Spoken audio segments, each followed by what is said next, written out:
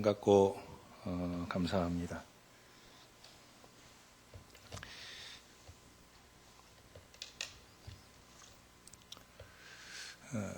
얘기 하나 하지요.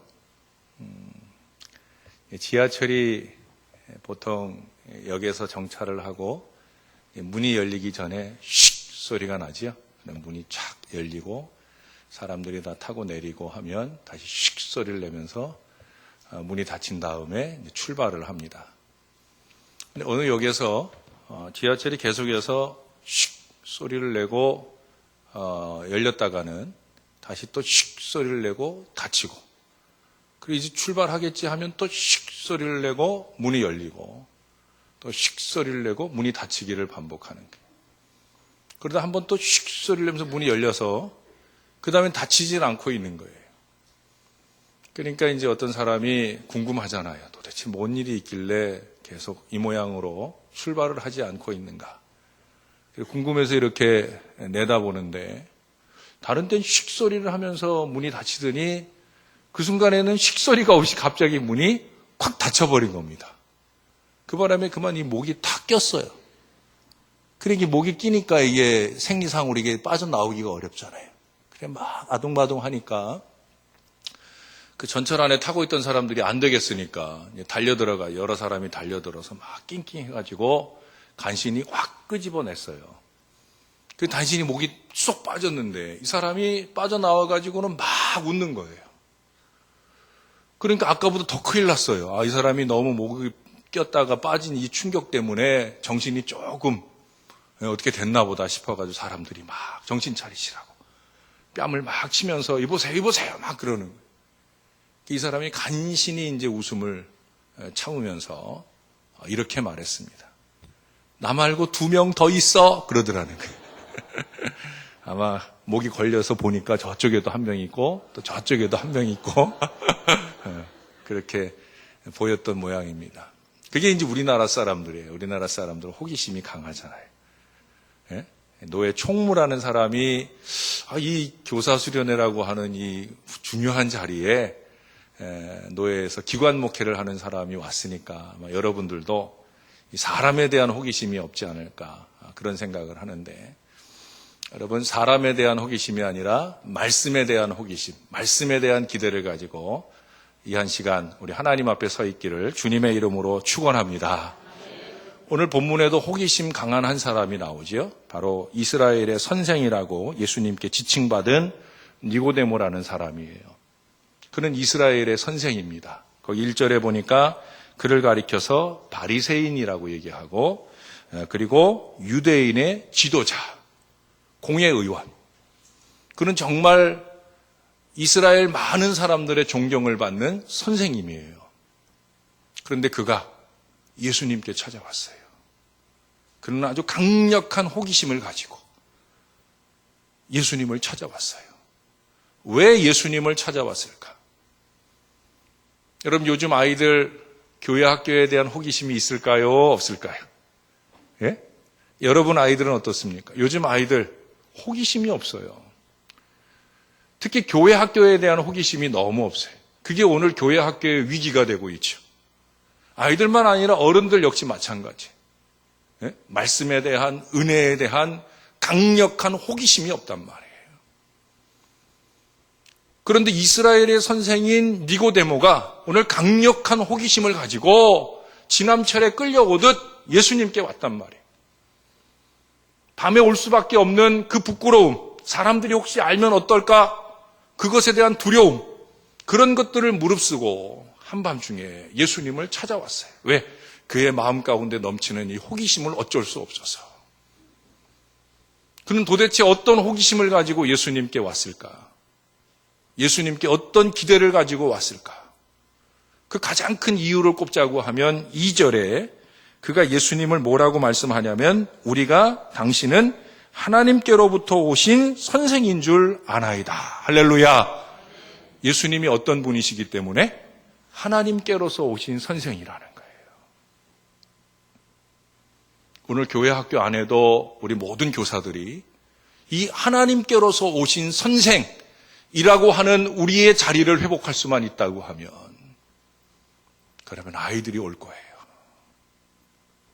하나님이 모든 사람들의 마음 가운데 주신 그 영적 갈증, 영적 호기심에 근거해서 그 영적 호기심을 풀어줄 하나님께로서 오신 선생이 있는 그 강석교회로 많이 오게 될 줄로 믿습니다. 우스갯소리 하나만 더 할게요. 어떤 사람이 오토바이에 자기 자식을 태우고 이렇게 달리다가 바라밤 하면서 횡단보도 앞에 섰어요.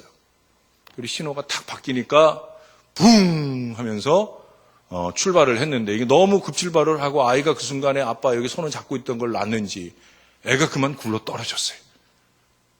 이거 그냥 우스갯소리라고 전제했는데도 불구하고 어르신들은 엄마 어떡해.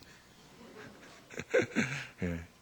제가 어르신들이 놀랄까봐 미리 그렇게 얘기한 건데, 왜냐면 이게 우스갯소리라고 얘기하는 게 참 두려움이 있거든요. 왜?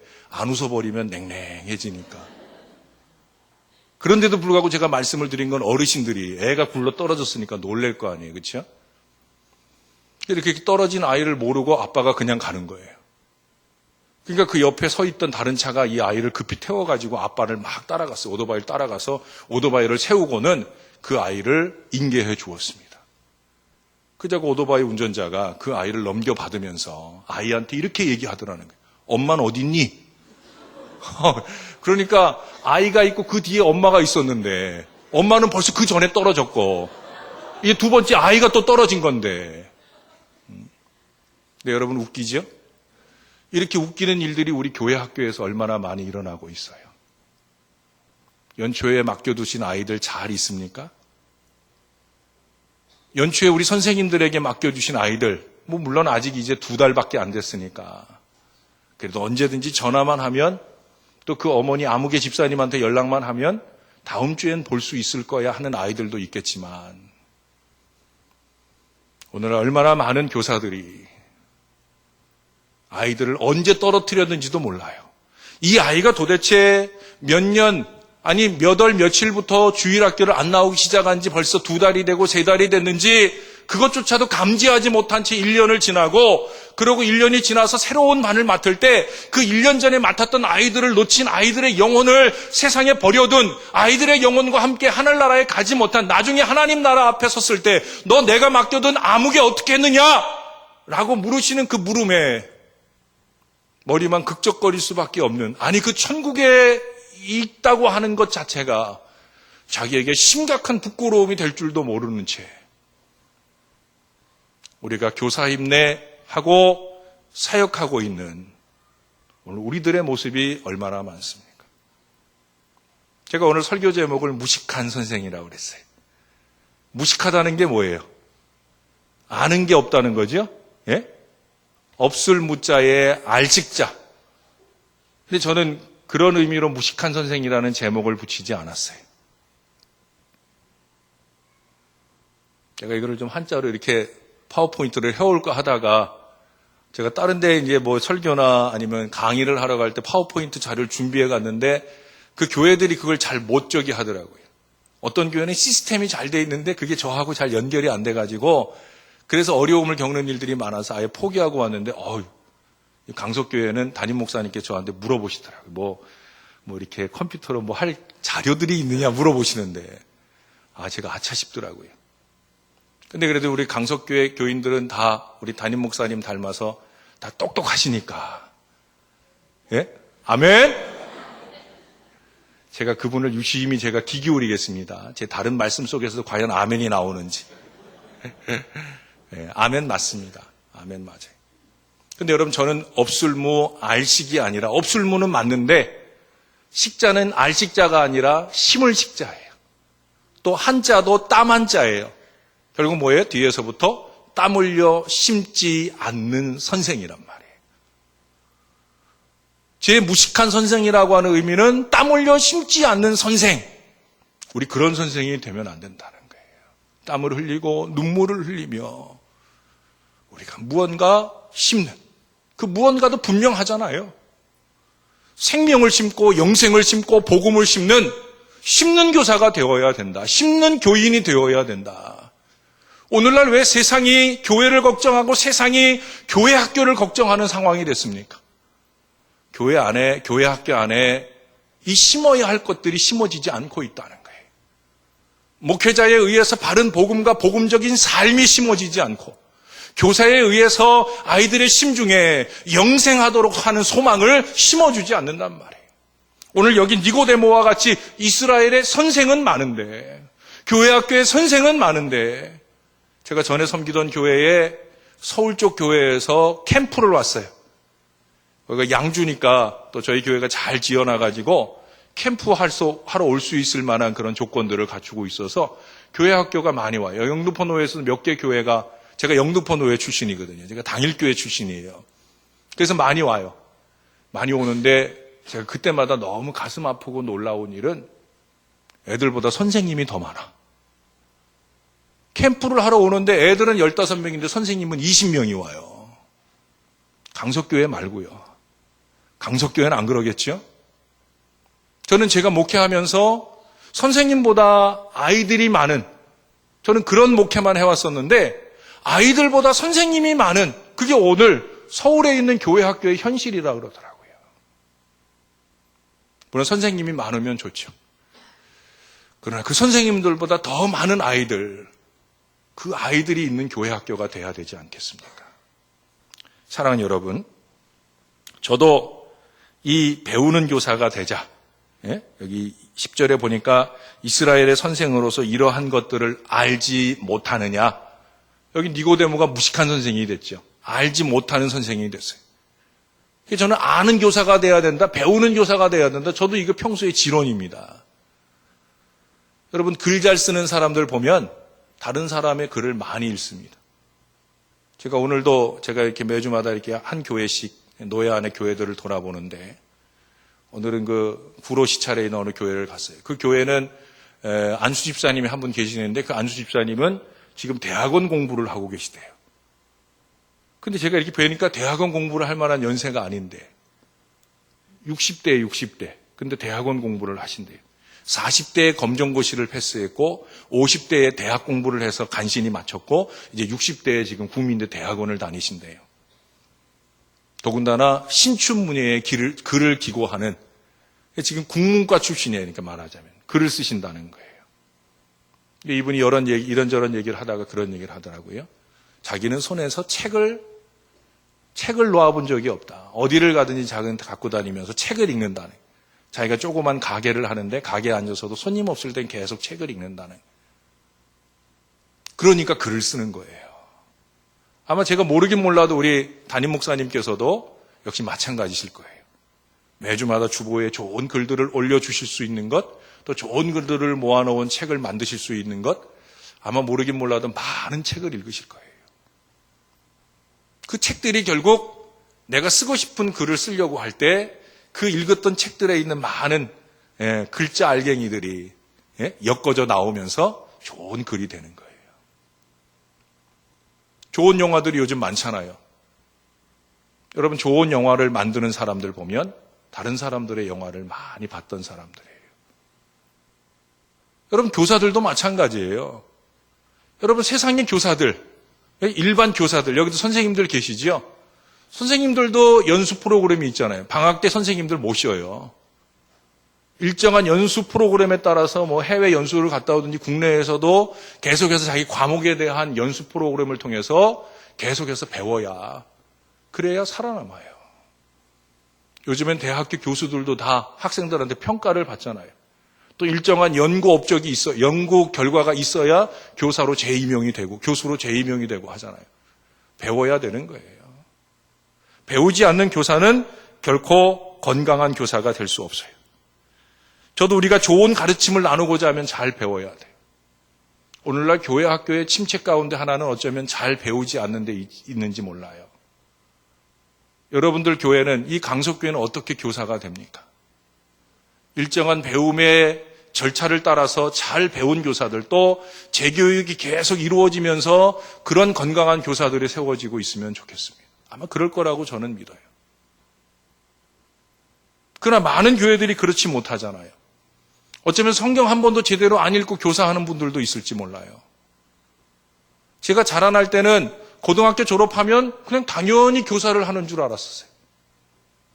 요즘에도 그렇습니까?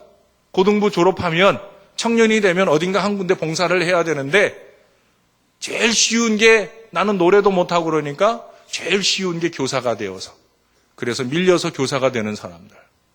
몇 년 교회 나오면 또 몇 년 교회 나온 그 절차를 따라서 제일 먼저 하게 되는 사역이 어쩔 수 없이 교사가 아닌가.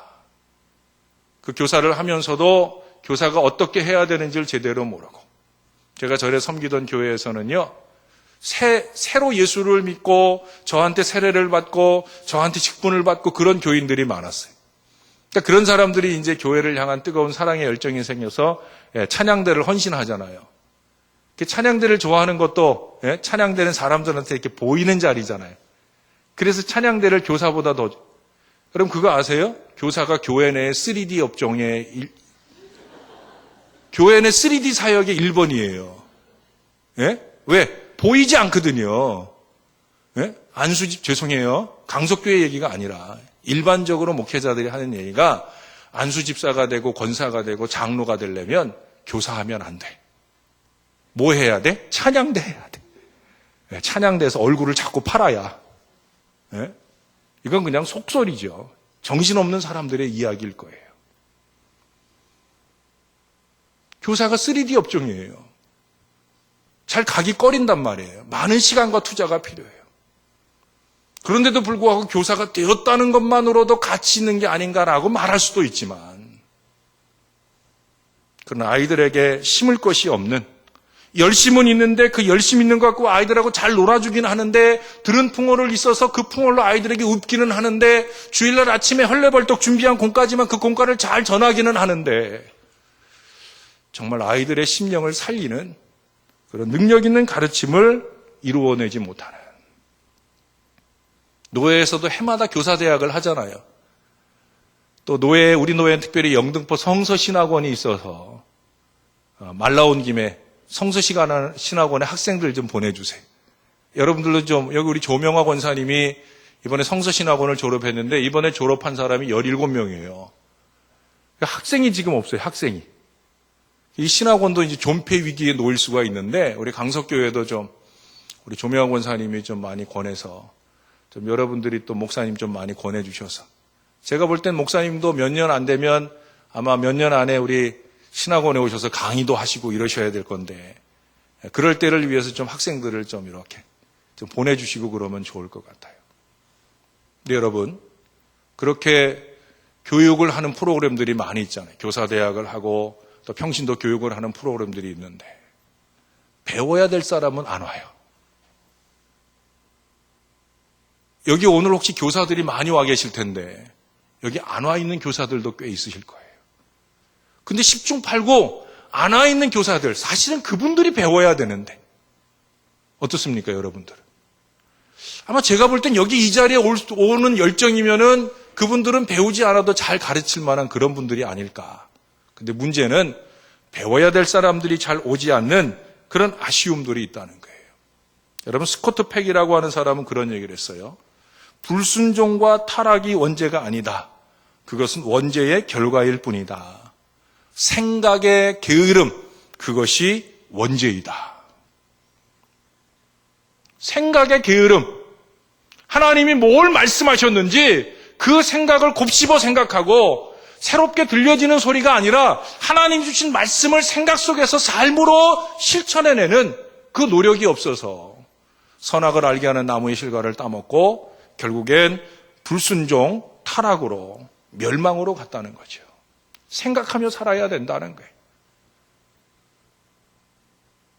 저는 그런 얘기를 많이 합니다. 생각하며 살아라. 흔히 아무 생각이 없어. 쟤는 아무 생각이 없어. 그런 얘기를 하잖아요. 그게 큰 문제예요.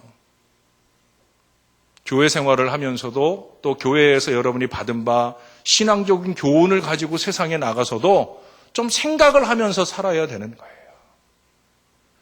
남 생각을 좀 하면서 살아야 되는 거예요. 아이들에게 잘 돼서 남주자, 잘 돼서 남주자 강조하면서 그 아이들과 함께 남에게 줄 수 있는 것들을 생각하면서 살아야 돼요. 아주 작은 거라도. 예를 들어서 아파트 사시는 분들 많죠? 승강기를 탈 때도 승강기 문 앞에 딱 막아서가지고 문이 창 열리면 내려야 될 사람이 내리지 못하게 생각이 없는 거예요, 생각이. 그러나 조금만 더 생각하면 보통 승강기에 내려서 오른쪽으로 나가면 현관인대가 있고 왼쪽으로 나가면 현관인대가 있잖아요. 오른쪽으로 승강기가 열리고 오른쪽으로 나가는 게 현관이면 그러면 들어온 사람은 왼편에 서 있어야 되는 거예요.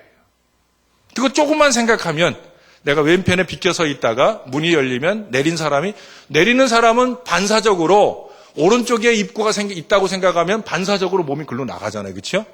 그걸 방해하지 않도록 내가 왼편에 비껴서 있으면 그 별거 아니지만 예수 믿는 사람들이 조금만 생각하면 사람들을 편안하게 해줄 수 있거든요.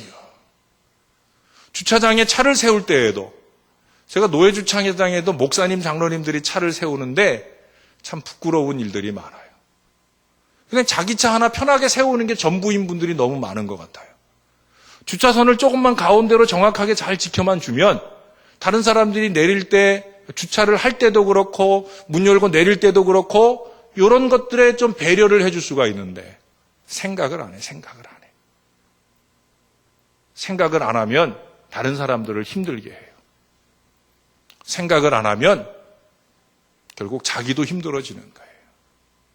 근데 그 생각의 밑거름이 뭐예요? 생각의 밑거름은 잘 배우는 데 있다는 거예요. 여러분, 요란한 빈수레가 되는 것 참 문제입니다. 세상에는 4종류의 사람들이 있다. 종류를 나누는 여러 가지 방법에 따라 있겠지만 오늘 배움에 있어서 4종류의 사람이 있어요. 오늘 가르침에 있어서 4종류의 사람이 있어요. 첫째는 몰라서 조용한 사람. 아는 게 없으니까 가르치거나 말할 줄 몰라요.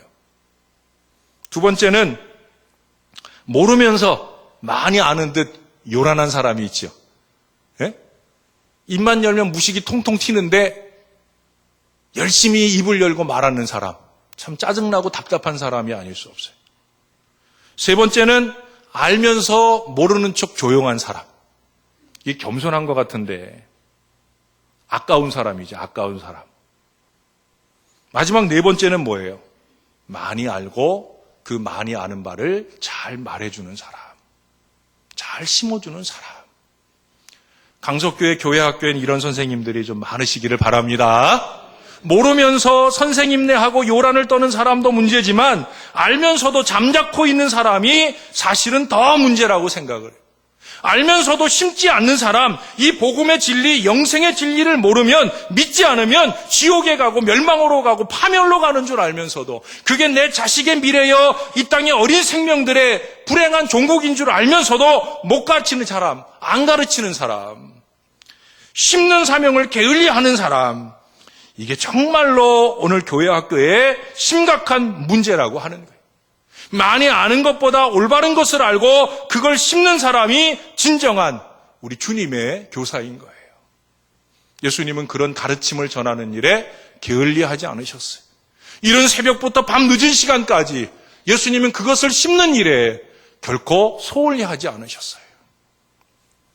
다른 마을들로 가자.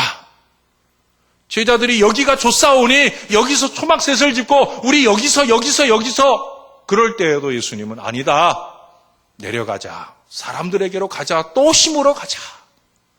그것이 우리 예수님의 하나님께로 오신 선생의 모습이었다는 거예요. 선생은 심는 사람입니다. 어린 생명의 가슴에 복음을 심고 생명을 심는 사람입니다. 천국의 소망을 심고 미래의 비전을 심고 그들이 보이지 않는 곳에서는 그들을 위한 눈물과 기도를 심는 그런 사람. 그게 바로 유식한 선생이에요. 땀 흘려서 심음이 있는 그런 유식한 선생.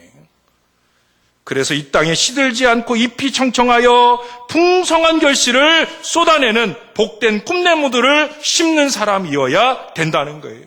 그게 2절에서 말씀하시는 하나님께로서 보내심을 받은 선생이에요. 강석교회 교사들은 다 그런 교사가 되기를 주님의 이름으로 축원합니다.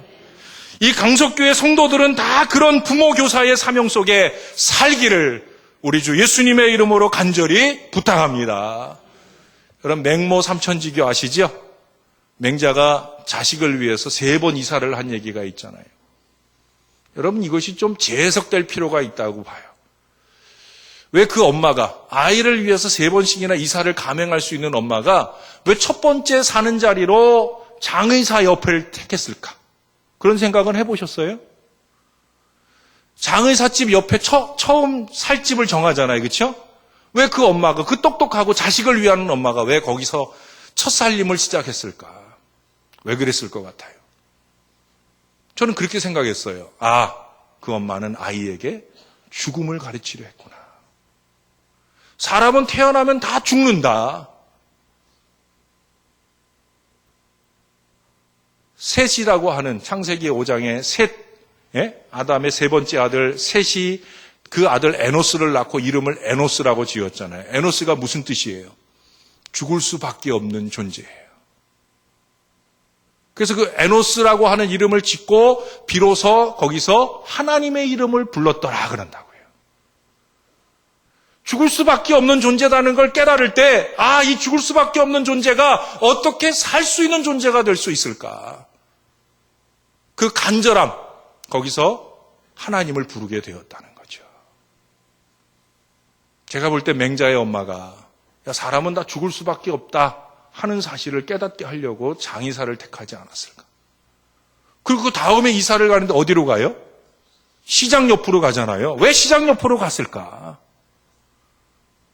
저는 어렸을 때 그때는 엄마죠. 어렸을 때 엄마하고 시장 가는 걸 좋아했어요. 저희 어렸을 때 저희가 잘 못 살아서요. 저희는 밤에만 시장을 갔어요. 밤에 시장 가면 뭐가 있어요? 떨이가 있잖아요, 떨이. 그럼 추울 때 이제 제가 엄마 겨드랑이에 제가 이렇게 손을 끼고, 신풍시장 아시나 모르겠는데 그 신풍시장을 가요. 그럼 이제 엄마가 이렇게 흥정을 해가지고, 이렇게 물건을 이렇게 딱 배추를 이렇게 떨이로 사가지고 딱 묶잖아요. 명준아 들어.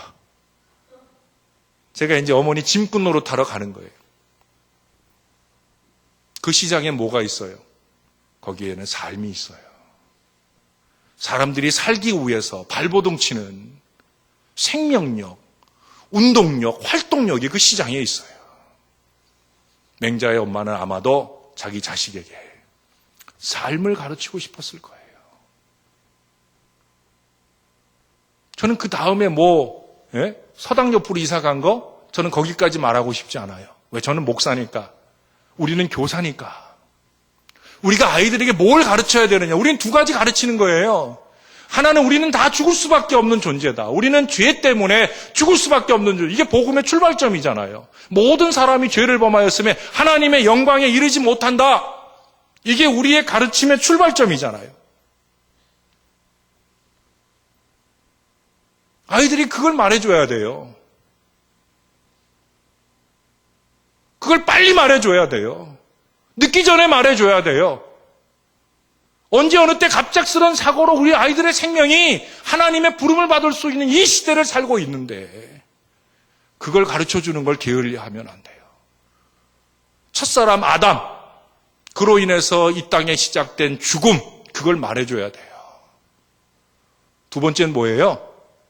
둘째 아담, 예수 그리스도를 통해서 이 땅에 주어진 생명의 복음을 말해줘야 돼요.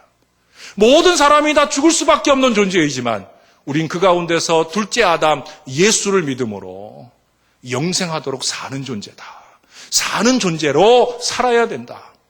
그것도 대충 사는 게 아니라 정말 사는 것처럼 제대로 세상의 교회를 걱정하는 이 시대 속에서도 이 강서재단의 사람들만큼은 세상을 걱정하고 세상을 바르게 잡아나가는 배려의 사람, 나눔의 사람, 섬김의 사람, 정당한 사람, 생명력이 그 안에 살아있어서 그것을 세상 가운데 쏟아내는 사람, 우리가 그런 사람으로 살아야 된다. 이걸 가르쳐줘야 될 줄로 믿습니다. 죽음과 삶의 이 분명한 생명의 진리를 우리 아이들에게 심어야 돼. 그걸 어떻게 심겠습니까? 시편 120편 6절은 우리들에게 가르쳐줍니다. 눈물을 흘리며 씨를 뿌리는 자는 기쁨으로 단을 거두리로다. 오늘날 교회 학교에 저는 가장 큰 문제는 눈물이 메말랐다는 거예요. 오늘날 신앙의 부모님들의 가장 큰 문제는 눈물이 메말랐다는 거예요. 우리는 너무 울지 않아요. 저는 너무 울어서 가족들의 놀림을 잘 받아요. 저는 생긴 건 이렇게 곰같이 생겼는데 마음은 무척 여려요. 예. 그래서 이렇게 가족들이 이렇게 앉아서 이렇게 연속극을 보게 될 때가 있잖아요. 그러면 이제 막 슬픈 장면, 저는 뭐 가족에 대한 얘기 뭐 이런 거 보면은 좀 슬프거든요. 그럼 우리 가족들은 거기서 슬픈 장면이 나오면 우리 애들도 그렇고 우리 아내도 그렇고 다 저를 쳐다봐요. 야, 아빠 휴지 갖다 줘라. 저는 그런 제가 감사해요. 왜 눈물이 메마른 이 시대에 내가 아직도 울 수 있는 목사라는 것. 그러나 그 울음이 드라마 앞에서가 아니라 죽어져가는 영혼들 한 사람 한 사람을 바라보면서 흘릴 수 있는 눈물이라면. 존 스코트 목사님은 그랬다고 그래요. 횡단보도에서 신호가 바뀌기를 기다리는데 그 건너편에 서 있는 그 무수한 사람들을 바라보는데 그들의 죽어져가는 영혼, 그들이 바쁘게 다니지만 그 바쁜 가운데서 그들의 생명의 미래를 생각하지 않고 죽어져가는 그들의 영혼을 바라보면서 신호가 바뀌었는데도 그 바뀐 신호에 따라 건너가지를 못하고 자기를 향해 건너오는 사람들의 영혼을 바라보면서 막 눈물을 흘렸다는 거예요. 나는 왜 그런 목사가 되지 못할까? 왜 우리는 그런 교사들이 되지 못할까? 왜 우리는 그런 부모들이 되지 못할까? 아이들이 대학 못 가는 것만 가슴 아파할 그런 부모, 세상에 널린 그런 부모가 아니라 아이들이 천국 가지 못할 걸 걱정하면서 안타까워하면서 눈물의 기도를 뿌리지 못하는, 왜 우리는 그런 부모가 되지 못할까? 여러분, 예수님께서 예루살렘에 입성하실 때 평화의 소식을 알지 못하고 멸망을 향해 달려가는 그 예루살렘을 바라보면서 예수님 어떻게 하셨어요? 예루살렘아, 예루살렘아 하면서 우셨단 말이에요. 많은 눈물로 그 예루살렘의 미래를 바라보며 안타까워하셨단 말이에요. 왜 우리는 죽음을 향해 달려가는 우리 아이들을 바라보면서도 그런 눈물이 쏟아지지 않을까? 왜 그럴 것 같아요? 10몇 년 전에 제가 이 발목에 봉화지염이라는 게 생겼어요. 봉화지염이 너무 심해져가지고 다리가 퉁퉁 부었는데 그 염증이 이제 뼈에 전이 되기 1mm를 남겨두고 있어요. 이게 뼈에 전이 되면 골수염이 된답니다. 그러니까 아주 급하게 병원에 입원을 했어요. 그때가 고난주간이었어요, 마침. 그 고난주간에 월요일 날 입원을 해가지고 그날 진료받으러 갔다가 급하다고 그래서 월요일 날 입원을 하고 목요일 날 수술을 하게 됐어요. 근데 이 허리 밑으로 마취를 하고 수술을 해야 된다. 거기를 이렇게 갈라가지고 그 안에 있는 염증, 그 고름 같은 거 이런 걸 다 긁어내야 된다. 물론 최종적인 수술은 마취를 안 하고 했어요. 그게 얼마나 아프고 괴로웠겠어요. 근데 제가 이 허리 밑으로 마취를 하고 수술을 받아야 된다는 얘기를 들었어요. 누가? 우리 어머니가.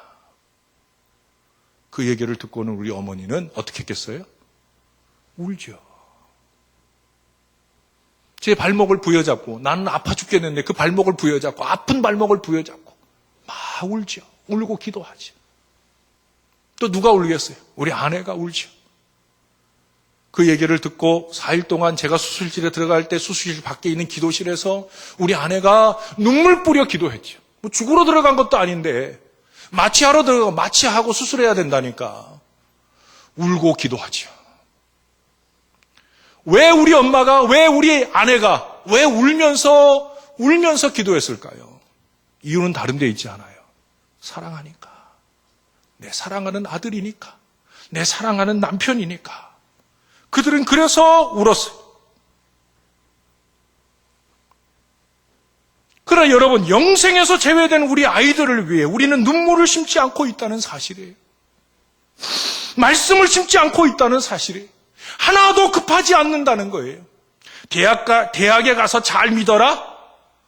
그걸로 그 아이들의 미래는 끝임을 우리는 잊지 말아야 됩니다.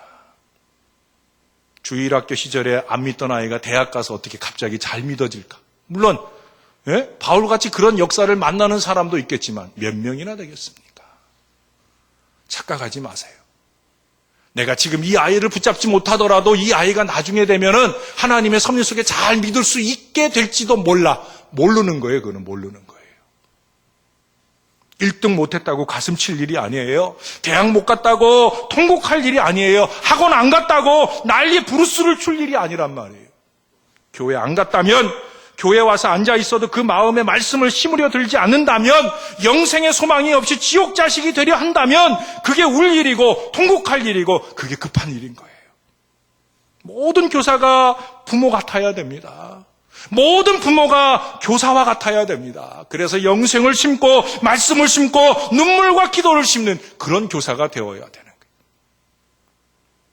한 가지 얘기만 하고 말씀을 마치겠습니다. 요한복음 6장에 보면 예수님께서 오병이어의 기적을 나타내셔요. 그 기적을 경험한 많은 사람들이 그 벳세다 벌판에서 하나님의 말씀을 듣기 시작합니다. 그 6장은 요한복음 중에서도 제일 긴 장이에요. 그 제일 긴 장이 다 예수님의 수려한 말씀으로 다 증거가 되고 있어요. 근데 그 설교가 다 끝날 즈음에 보니까 사람들이 다 갔어요. 전 그 부분 보면 솔직히 목사로서 위로를 받아요. 아, 목사님도 다 갔더라고. 어리석은 위로죠. 근데 여러분, 그 사람들이 다 간 것을 보고 예수님이 안타까움으로 그 제자들에게, 남아있는 12명의 제자들에게 묻습니다. 너희도 가려느냐? 너무 답답해서 하신 말씀이죠. 너희도 가려느냐? 그때 베드로가 이 제자들을 대표해서 예수님께 이런 고백을 드립니다. 영생의 말씀이 주께 있사오니 우리가 네게로 가오리까. 할렐루야. 할렐루야. 같이 한번 고백해 보십시다. 영생의 말씀이 강석교회에 있사오니 우리가 어디로 가오리까? 여러분들의 고백인 줄로 믿습니다. 여러분, 이제 이 고백이 우리 아이들에게서 나오도록, 영생의 말씀이 우리 선생님께 있는데, 우리 아빠 엄마에게 있는데 우리가 네게로 가겠습니까? 아빠 엄마가 열심히 다니는 강석교회에 있는데 우리가 네게로 가겠습니까? 여러분, 그런 고백으로 우리 가운데 남아있는 그런 아이들, 그 초롱초롱한 눈빛들이 해마다 이 강석교회에 넘치고 또 넘쳐나는 역사를 우리가 경험해야 될 줄로 믿습니다. 어떻게 그 일이 가능하겠습니까? 눈물을 뿌려야 돼요. 교사들은 3가지 물질이 쉼 없이 쏟아져야 돼요.